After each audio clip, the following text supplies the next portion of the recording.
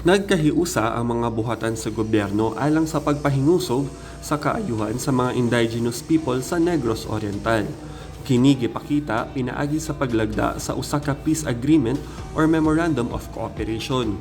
Nahitabo kini sa gipahigayong workshop sa Bayawan City kaniadtong September 12 ug 13 na gipanguluhan sa National Commission on Indigenous Peoples. Ang kaning kalihukan gibahin sa duha ka adlaw. Ang unang adlaw bigahin alang sa pagpasabot sa 11 building blocks in ancestral domain ug pagtuki sa mga issue sa mga katutubo. Ang ikaduhang adlaw mao ang workshop proper ug peace covenant signing. Ang 11 building blocks makatabang sa pagpalig-on sa IP community. Sa ngayon, pwedeng ma-address lahat ng mga issues and concern kung mga burning issues within the IP committee here in Negros Oriental. Ito yung opinion. Gipahayag sab sa mga representante sa mga buhatan sa gobyerno kung unsay ilang ikatabang alang sa mga IP.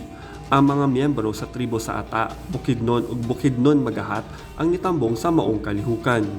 So ang amo dako kayong pasalamat para madunggan no sa tanan. Nakita ko ang mga halos tanan nga mga ahensya sa gobyerno, at least mabalaan pud nila kung ano ang mga katungod kag mga responsibilidad sa tribo sulod sa ilang yutang kabilin. Alang sa maayong balita sa Negros Oriental, kini si Roy Anthony Lamotan.